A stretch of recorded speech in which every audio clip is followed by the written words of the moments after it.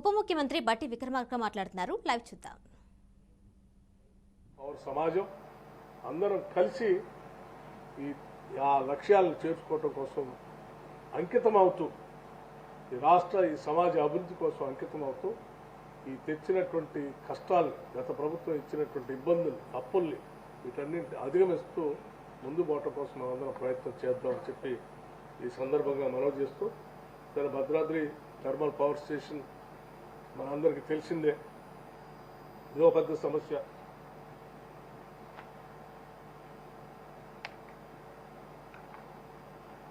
మనందరికీ తెలిసిన సమస్య. సూపర్ క్రిటికల్ టెక్నాలజీని వాడుకుని సాధ్యమైనంత వరకు రా మెటీరియల్ మ్యాక్సిమం యూటిలైజేషన్ తెచ్చుకోవటం కాకుండా పర్యావరణానికి ఇబ్బంది లేకుండా ఉండేటట్టుగా ప్రపంచవ్యాప్తంగా ఉన్నటువంటి మేధావులు పాలకులు అభివృద్ధి చెందిన దేశాలన్నీ కూడా సూపర్ క్రిటికల్ టెక్నాలజీలో పోవాలని చెప్పి స్పష్టమైనటువంటి మార్గాలు నిర్దేశించినప్పటికీ అలాగే భారతదేశంలో కూడా 2017 కల్లా గతంలో పెట్టినవి ఉంటే కూడా వాటిని కూడా తొలగించుకొని అప్డేట్ చేసుకోవాలని చెప్పి ఆనాటి యూపీఏ ప్రభుత్వం 2017 కల్లా చేస్తామని చెప్పి ప్రకటించినప్పటికి కూడా కొత్తగా పెట్టే దాంట్లో కూడా సబ్ క్రిటికల్ టెక్నాలజీ పెట్టి ఆ లక్ష్యాలకి లేకపోతే ఆ సూచనలకి అఘాతం కలిగించేటట్టుగా పెట్టినటువంటి ఈ సబ్ క్రిటికల్ టెక్నాలజీ పెట్టిన భద్రాద్రి పవర్ ప్రాజెక్టు డెఫినెట్గా ఇది భారంగా మారిందని చెప్పడంలో నాకేం అభ్యంతరం లేదు.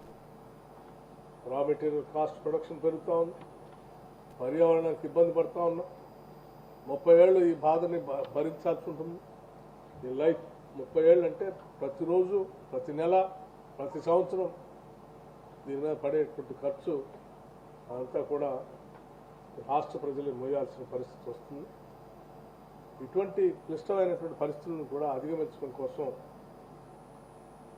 ఇక్కడ పనిచేసేటువంటి సీనియర్ సిబ్బంది కానీ లేకపోతే వీళ్ళ తగు సూచనలు ఇచ్చేటువంటి ప్రభుత్వ సిబ్బంది కానీ అధిగమించడం కోసం ఏ రకమైనటువంటి చర్యలు తీసుకోవాలో స్పష్టంగా వారికి కొన్ని మార్గదర్శకల కార్యక్రమాలని వారందరికీ చెప్పడం జరిగింది. భవిష్యత్తులో వీటిని అధిగమించే కార్యక్రమం చేస్తామని చెప్పి మీ అందరికీ తెలియజేస్తూ ఈ కార్యక్రమంలో పాల్గొంచుకోవడానికి వచ్చినటువంటి మీ అందరికీ ఇక్కడ ఉన్నటువంటి స్నేహితులు అందరికీ కూడా నేను ధన్యవాదాలు తెలియజేస్తూ సెలవు తీసుకుంటాను.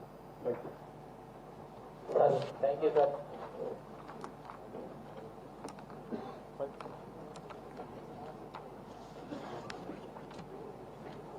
మాట్లాడేటప్పుడు ఇందులో చాలా విషయాలు సార్